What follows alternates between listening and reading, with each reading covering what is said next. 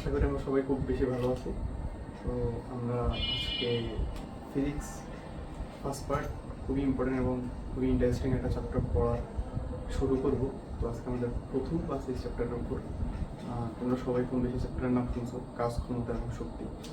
এই চ্যাপ্টার নিয়ে তোমরা ক্লাস 10-এও অনেক পড়াশোনা করছো, ক্লাস 9-10 এসএসসিতে খুবই ইম্পর্টেন্ট একটা চ্যাপ্টার। ওই কনসেপ্টগুলোর একটু বিশদ আলোচনা হবে তোমার এই আমাদের ইন্টারমিডিয়েট লেভেলে। আচ্ছা, তো এই চ্যাপ্টারটা মূলত তোমার এই চ্যাপ্টারটা যেহেতু ভেক্টর এবং নিউটনীয় বলবিদ্যার একটু পরে, তো ফিফথ চ্যাপ্টার। সো এখানে বেশ কিছু কনসেপ্ট ভেক্টর এবং নিউটনীয় বলবিদ্যা থেকে ইউজ হবে। বেশ কিছু বলতে টুকিটাকি কিছু কনসেপ্ট যেগুলো ম্যাথ করতে কাজে দেবে আর কি।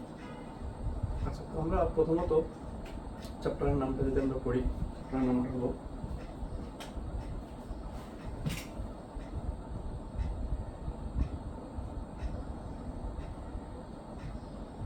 চ্যাপ্টার নামে তিনটা জিনিস আছে, একটা হলো কাজ, আরেকটা হলো ক্ষমতা,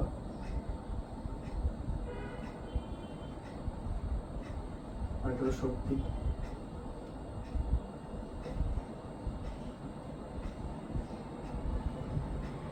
এখন সর্বপ্রথম আমরা কাজটা নিয়ে একটু পড়ার চেষ্টা করি। কাজ জিনিসটা কি, বা কয় ধরনের কাজ আছে। কাজ জিনিসটাকে এটা মোটামুটি আমরা সবাই টুকটাক জানি। এখন কয় ধরনের কাজ আছে, আচ্ছা কাজটা মূলত কিভাবে হয়, কাজটা কিভাবে হয়, কাজটা হয় বল প্রয়োগের কারণে কিভাবে কাজ হয়। তার মানে কাজ করার আগে আমাদের যে জিনিসটা বলা হচ্ছে সেটা হলো বল।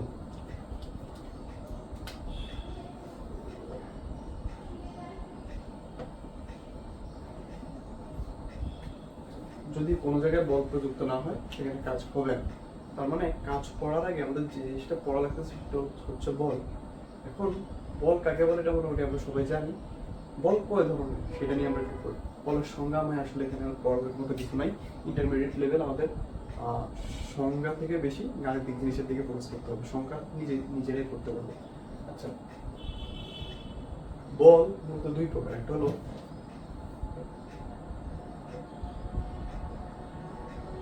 ধ্রুব বল এবং আরেকটা হলো পরিবর্তনশীল বল।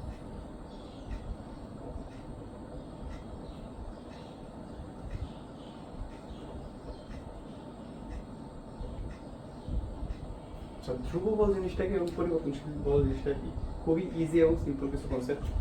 ধ্রুব বল জিনিসটা হলো নামের মধ্যে আসলে তোমার অ্যান্সারটা দেওয়া আছে। ধ্রুব বল জিনিসটা হলো, ধরো এখানে একটা বস্তু আছে,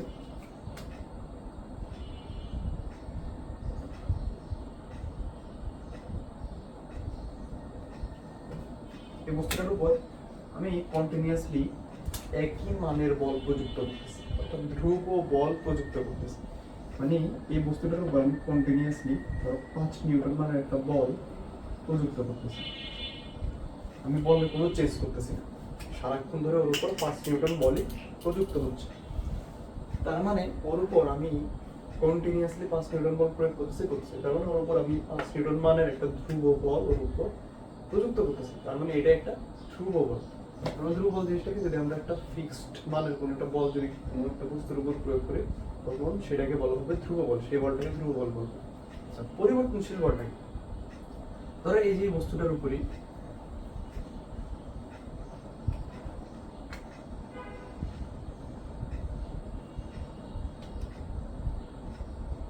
এই বস্তুটার উপরে আমি ধরো একবার দিলাম 2 নিউটন বল, প্রথমে দিলাম 2 নিউটন বল, তারপরে দিলাম 3 নিউটন বল, তারপরে দিলাম 4 নিউটন বল, এভাবে বলের পরিমাণ বাড়াইতেছি। আর কমাইতে পারি, প্রথমে 5 নিউটন দিলাম, তারপর 2 3 এভাবে মিক্স আপ দিলাম ইচ্ছা মতো। তার মানে আমি কোনো নির্দিষ্ট মানের বল ওর উপর প্রয়োগ করতেছি না, ওর উপর আমি চেঞ্জ করতেছি বলটা, বলটা ফিক্সড থাকতেছে না, বলটা পরিবর্তন হচ্ছে। এই জন্য এটাকে বলা হচ্ছে পরিবর্তনশীল বল। এবং পরিবর্তনশীল বল যদি আমি একটা উদাহরণ দিতে চাই, পরিবর্তনশীল বলটা হবে কোনো কিছুর একটা ফাংশন। তার মানে ধরো আমি যদি একটা পরিবর্তনশীল বলের উদাহরণ দিই, এফ সমান 2t, টিটা কি, টিটা হলো সময়। তার মানে এই যে বলটা, আমার যে বলটা আছে এখানে, এই বলটা কিসের ফাংশন? সময়ের ফাংশন।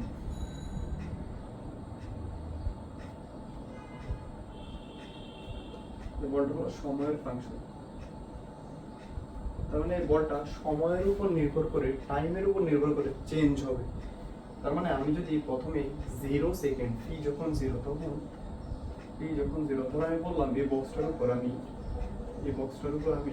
f = 2t পরিমাণ বল প্রয়োগ করতেছি। তার মানে এই বক্সটার উপর আমি কি একটা পরিবর্তনশীল বল প্রয়োগ করতেছি, যে বলটা টাইমের উপর নির্ভর করে চেঞ্জ হবে।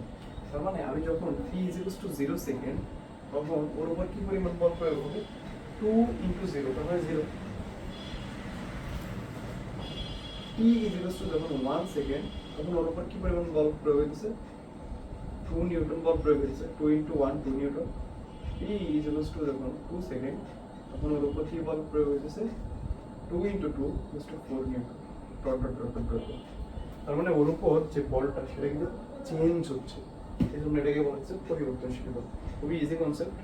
তার মানে বলের প্রকারভেদটা আমরা মোটামুটি বুঝতে পারলাম যে বল কি ধরনের হইতে পারে। এখন আমরা ধ্রুব বল নিয়ে একটু পড়াশোনা করব। আমি এই সেটটা একটু মুছে নিই।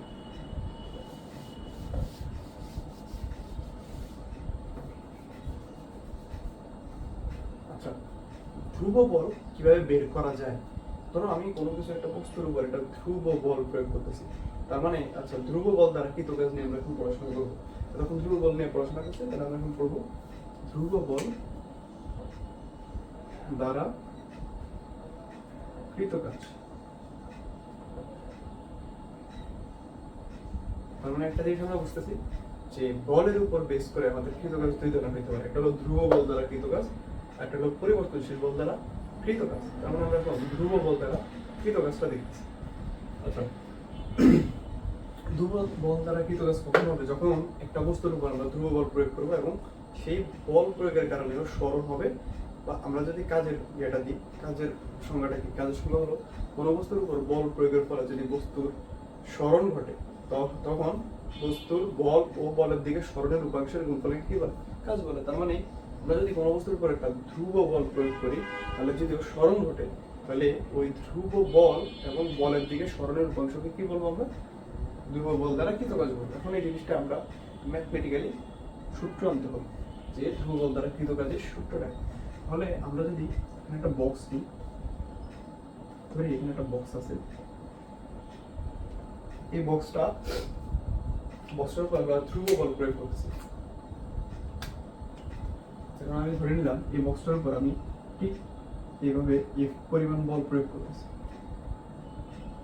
তার মানে বক্সটার উপর আমি এফ পরিমাণ বল প্রয়োগ করতেছি। আমি ধরে নিলাম যে এই এফ পরিমাণ বল প্রয়োগের ফলে এই বক্সটা ঠিক এই দিকে সরণ হয়েছে, এস পরিমাণ সরণ হয়েছে এইদিকে।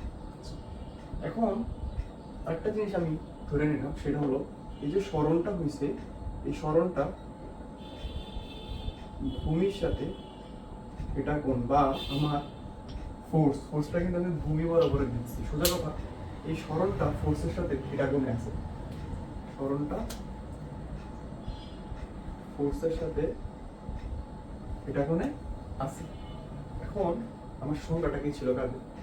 যদি কোনো বস্তুর উপর বল প্রয়োগ করা হয় তবে ওই বস্তুর সরণ ঘটে। বলের সংজ্ঞা না, কাজের সংজ্ঞা।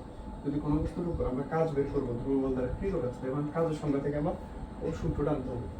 আমার কাজের সংজ্ঞাটা বলতেছে যদি কোনো বস্তুর উপর বল প্রয়োগ করা হয় তবে সেই বলের প্রভাবে যদি বস্তুর সরণ ঘটে, বলের দিকে সরণের বল এবং বলের দিকে সরণের উপাংশের গুণফল।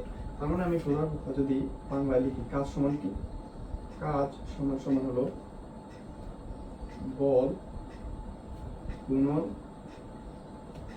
বলের দিকে সরণের উপাংশ।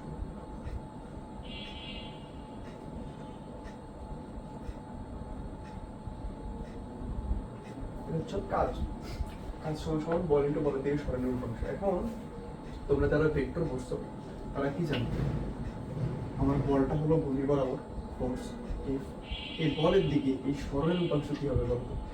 আমরা যদি এই সরণটা কি আছে, সরণটা ভূমির সাথে থিটা কোণে আছে বা বলের সাথে থিটা কোণে আছে। এই সরণের দুইটা উপাংশ হবে, একটা হলো ভূমি বরাবর বা এই বল বরাবর, সেটা হলো s cos থিটা, কারণ অ্যাঙ্গেলটা আমার ভূমির সাথে, তার মানে এদিকে হবে s cos থিটা, আরেকটা উপাংশ হবে এদিকে, যেটা হলো s sin theta. s sin theta, এই জিনিসটা আমার এখানে লাগবে না, চিন্তার বিষয় না। তার মানে আমি পেয়ে গেছি যে আমাদের যে সরণটা হয়েছিল সেটা ভূমি বরাবর উপাংশ হলো s cos থিটা। তার মানে আমার কাজ w সমান কি হবে, কাজ w সমান হবে বল, বল মানে f ইন্টু বলের দিকে সরণের উপাংশ, বলের দিকে সরণের উপাংশ কি s cos থিটা। তাহলে আমরা w সমান কি পেলাম, f s cos থিটা। এটাই হলো আমার ধ্রুব বল দ্বারা কৃত কাজ বের করার সূত্র। তার মানে এটা হলো আমার মেইন, এই সূত্রটা আমার কাজে লাগবে টুকটাক এমসিকিউ করতে।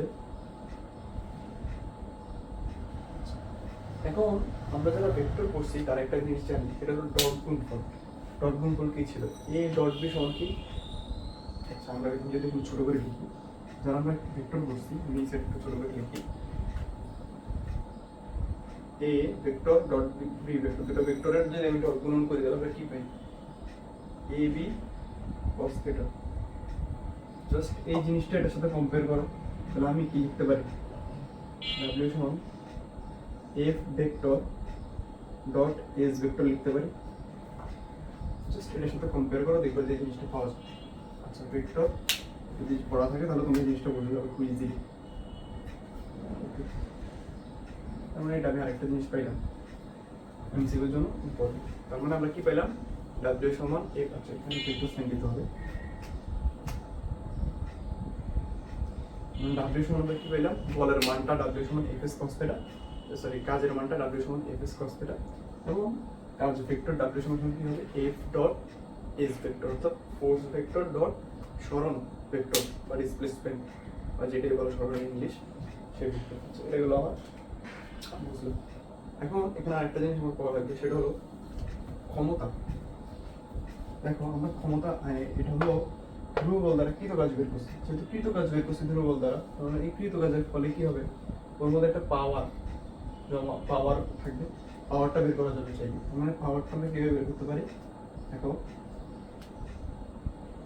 আমরা পাওয়ারের ফর্মুলা কি জানি, আমরা পাওয়ারের এই ফর্মুলাটা মোটামুটি সবাই জানি, P সমান W ডিভাইড বাই T, এই ফর্মুলাটা মোটামুটি সবাই জানি। এখন তাহলে আমরা P সমান কি লিখতে পারি, P সমান লিখতে পারি W এর জায়গায় আমরা লিখতে পারি না f s cos theta, f s cos theta divide by T, এটা লিখতে পারি, তাই না? আচ্ছা এখন একটা জিনিসের দিকে আমরা ফলো করি, জিনিসটাকে আমরা একটু শর্টকাট ফরম্যাটে নিই, সেটা হলো হ্যাঁ দেখো yes s divide by T, আমরা কি জানি বলো তো, আমরা এই জিনিসটা লিখতে পারি না, সেটা দেখো v সমান সমান del s divide by del t।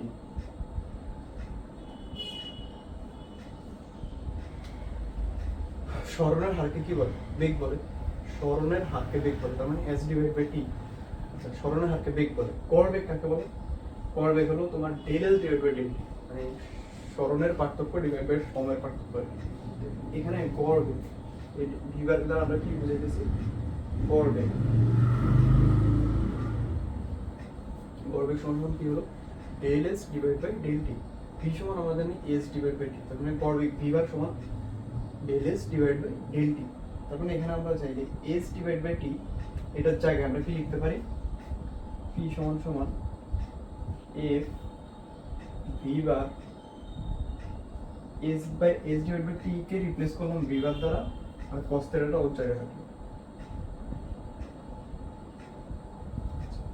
এখন তাহলে আমরা কি পেলাম, p সমান সমান f v বার cos থিটা, এটা একটা সূত্র।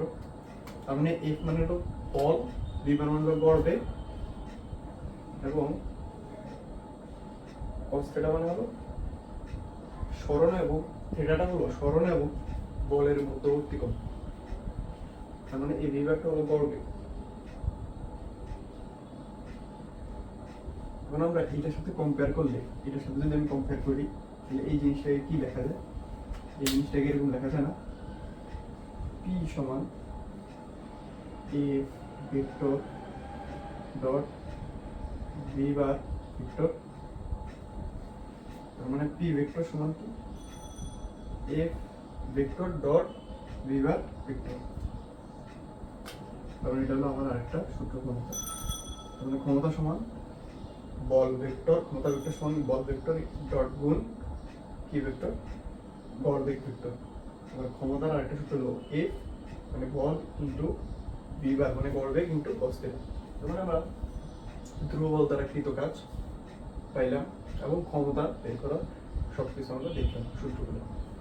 এবার আমরা পরিবর্তনশীল বলের দিকে যাব।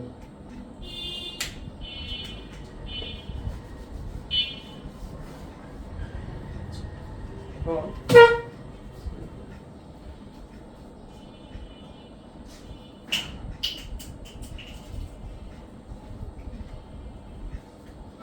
পরিবর্তনশীল বল দ্বারা কৃত কাজ।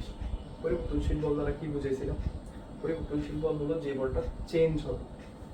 তার মানে আমি যেখানে পরিবর্তনশীল এই জিনিসগুলো যেখানেই থাকবে ফিজিক্সের ক্ষেত্রে, সেখানে আমাদের কোনো একটা ছোট জিনিস থেকে বড় জিনিসে যাইতে হলে ইন্টিগ্রেশন করা লাগবে। এখন আমরা আস্তে আস্তে দেখি যে আসলে কিভাবে দেখতে হবে। ধরো আমার এখানে একটা বস্তু আছে,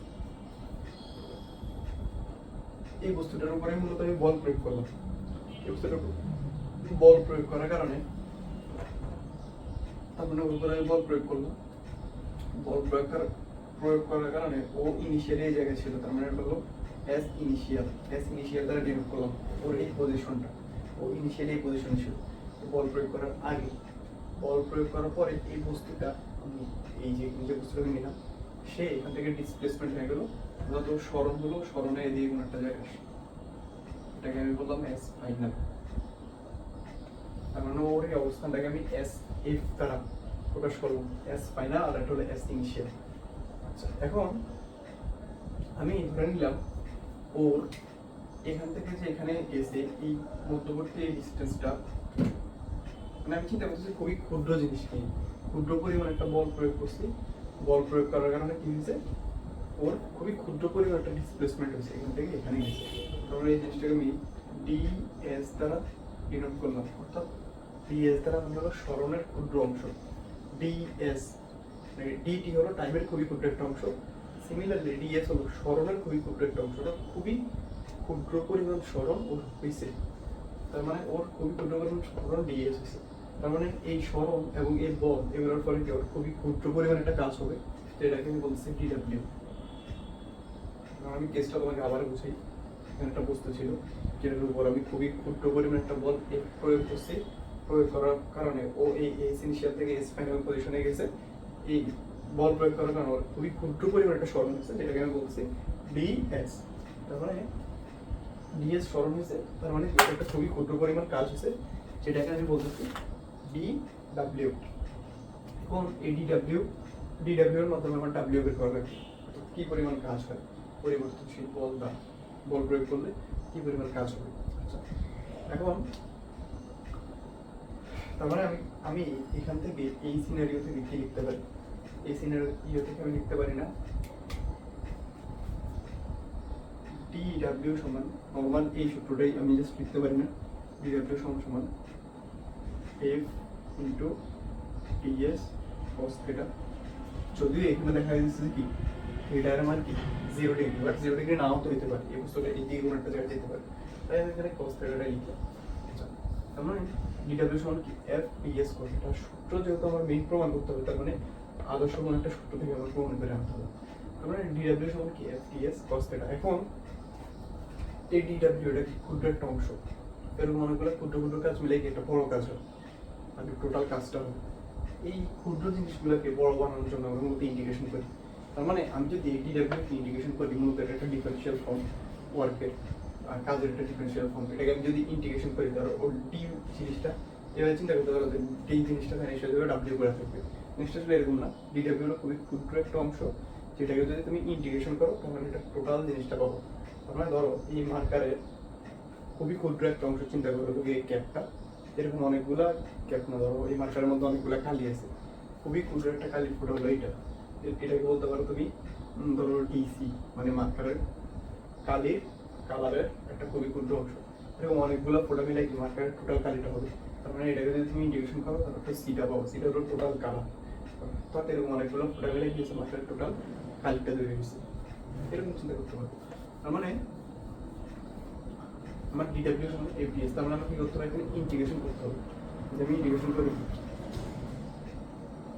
তাহলে কি হবে, DW integration F DS cos theta.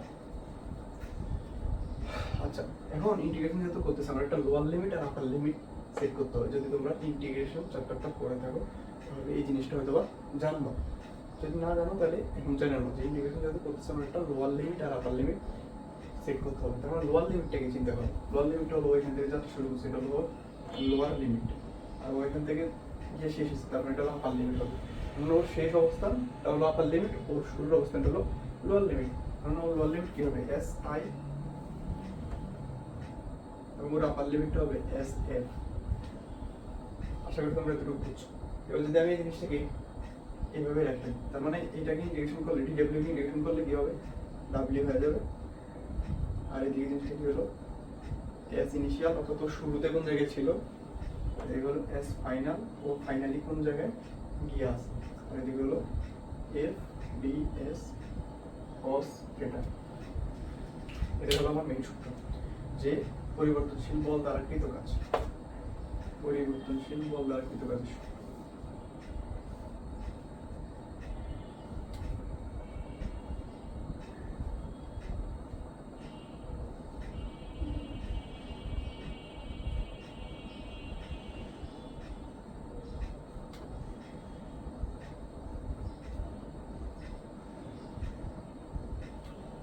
পরিবর্তনশীল বল দ্বারা কৃত কাজের মেইন ফর্মুলাটা হলো এটা। তার মানে এখানে সিমিলারলি যদি যে আমি a ডট b সমান ab cos থিটা এভাবে চিন্তা করি, তার মানে f ডট ds সমান কি f ds cos থিটা। তার মানে f ds cos থিটাকে আমি কি দ্বারা রিপ্লেস করতে পারি, f ds cos থিটাকে আমি চাইলে w সমান সমান s initial s final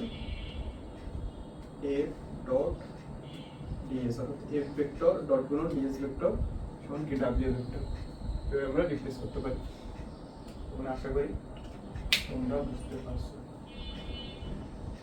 sorry sorry, W vector, আমি মনে হয় আগেও এইগুলো করছি, ভেক্টর হলো এই ভেক্টর সিম্বল এর বসবো, ডট গুণন ভেক্টর সিম্বল বসবো। তার মানে এখানে কি হবে, এটা হলো আরেকটা সূত্র। এগুলো দিয়ে খুব একটা বেশি ম্যাথ আসে না, তারপরও এগুলো এমসিকিউর জন্য খুবই ইম্পর্টেন্ট। তার মানে আমরা কি পাইলাম, ডাব্লিউ পাইলাম, পরিবর্তনশীল বল দ্বারা কৃত কাজের এটা সিমিলার টাইপ সূত্র। এবং এখানে যদি আমরা পাওয়ার বের করছি তাহলে এখানে কি পাওয়ার বের করতে হবে, যদি আমরা একটা পাওয়ার নিয়ে আলোচনা করি সিমিলারলি আগেরটার মতো। পাওয়ার সমান আমরা কি সূত্র জানি, পি সমান ডাব্লিউ ডিভাইড বাই টি, তাই না? এই সূত্রটা দিয়ে তোমরা আগে বের করলাম, এই যে পি সমান ডাব্লিউ ডিভাইড বাই টি, এই সূত্রটা দিয়ে করলাম। এবং সিমিলারলি এখানেও এই সূত্রটা দিয়ে পাওয়ারটা বের করতে হবে। তার মানে পাওয়ার সমান ডাব্লিউ ডিভাইড বাই টি, তাহলে ডাব্লিউ জায়গায় আমরা কি লিখতে পারি, এই জিনিসটা লিখতে পারি, বা এই জিনিসটা লিখতে পারি, একটা লিখে দিয়েছি, এটা লিখি, তাহলে পি সমান ডাব্লিউ জায়গায় আমি লিখলাম S initial S final F D S cos theta divide by এই টিটাকে ইন্টিগ্রেশনের ভিতরে চলতো গ্রুপে। আচ্ছা, আমি আসলে সূত্র আনার জন্য এখানে লোয়ার লিমিট আর আপার লিমিট দিয়ে লিখতেছি না, জিনিসটা এভাবে লেখা। আমি যদি আবার একটু দেখি, পি সমান ডাব্লিউ ডিভাইড বাই টি আমরা জানি, তাহলে আমরা চাইলে পি সমান লিখতে পারি ইন্টিগ্রেশন, টোটাল ইন্টিগ্রেশন নিয়ে নিলাম, ইন্টিগ্রেশনের মধ্যে যদি টিটা ঢুকে তাহলে তখন রিভার্স প্রসেস, যেমন W K integration of T W মানে কি ডাব্লিউ, তার মানে ডাব্লিউ কে যদি ইন্টিগ্রেশনের মধ্যে ঢুকাতে চাও তাহলে কি নিতে হবে, টি ডাব্লিউ তে। সিমিলারলি টি কে যদি তুমি ইন্টিগ্রেশনের মধ্যে ঢুকাতে চাও তাহলে তোমার কিভাবে নিতে হবে, ডিটি।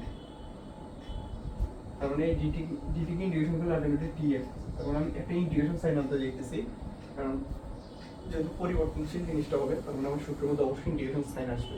তারপরে টোটালটার সামনে যদি আমি ইন্টিগ্রেশন আনতে চাই, এই টিটাকে ইন্টিগ্রেশনের মধ্যে আনতে হবে, আনতে হলে এটাকে কি আকারে লিখতে হবে, ডিটি আকারে লিখতে হবে। ডিটি আকারে লিখলাম,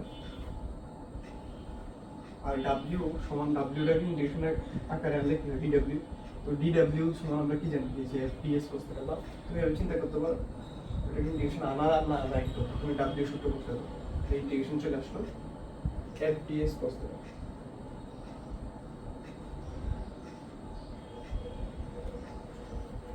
মানে এফডিএস cos θ, এখানে লোয়ার লিমিটার আপার লিমিট লাগবে না, কারণ পাওয়ারের সাথে লোয়ার লিমিটার আপার লিমিটের কোনো সম্পর্ক নেই।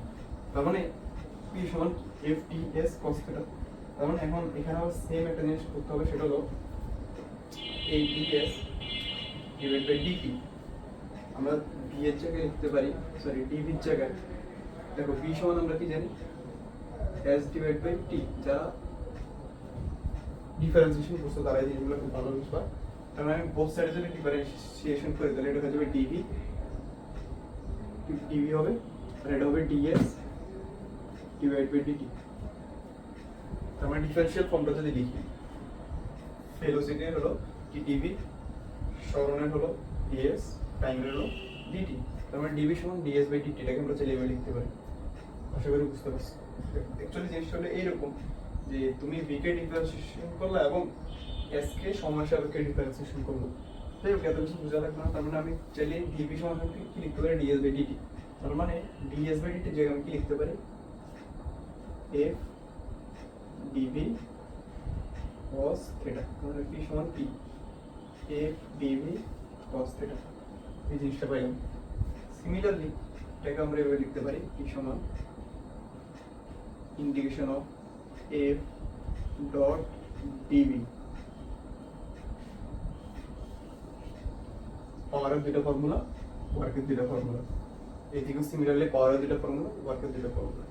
কারণ আজকের ক্লাস আমরা কি কি পড়লাম, আজকের ক্লাসে আমরা বলের দুইটা প্রকারভেদ পড়লাম, কি কি ধ্রুব বল, একটা কি পরিবর্তনশীল বল। তারপর কি বললাম সেই ধ্রুব বল দ্বারা কৃত কাজ, পরিবর্তনশীল বল দ্বারা কৃত কাজ, এবং কৃত কাজের পাশাপাশি আমরা কি পাওয়ার বের করাও শিখলাম যে কিভাবে পাওয়ার বের করা। আজকের ক্লাসে এই পর্যন্তই। আমরা আজকে প্রথম লেকচারে মোটামুটি কাজ